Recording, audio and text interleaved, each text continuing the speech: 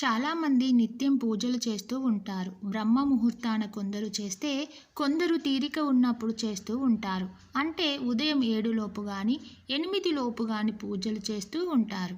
అది కూడా కుదరని వారు 10 లోపు పూజలు చేస్తూ ఉంటారు. అది కూడా కుదరని వారు 10 తర్వాత నిత్య పూజ చేయకూడదు.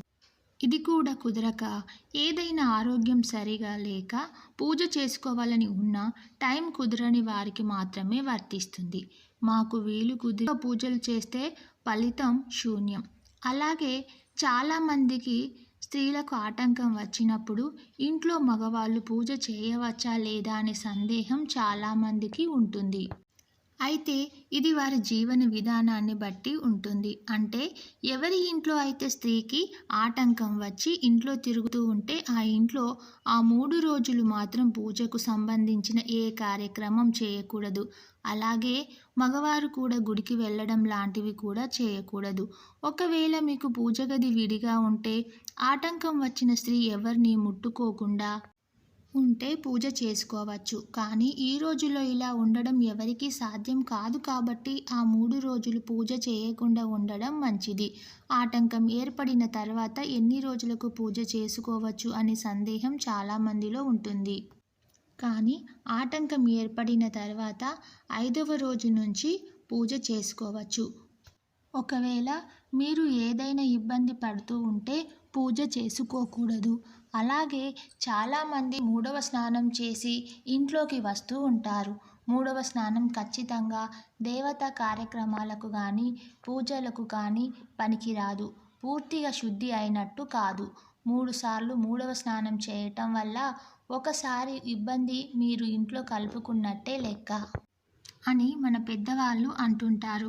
కాబట్టి 4వ స్నానం చేసిన తర్వాత మాత్రమే ఇంట్లోకి రావాలి.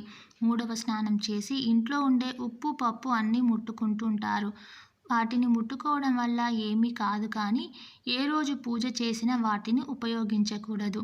కానీ 4వ రోజు స్నానం చేసి ఇంట్లో ఉన్న వాటిని ముట్టుకోవచ్చు. కానీ 5వ రోజు స్నానం చేసిన తర్వాత మాత్రమే పూజకు సంబంధించినవి వాటిని ముట్టుకోవాలి.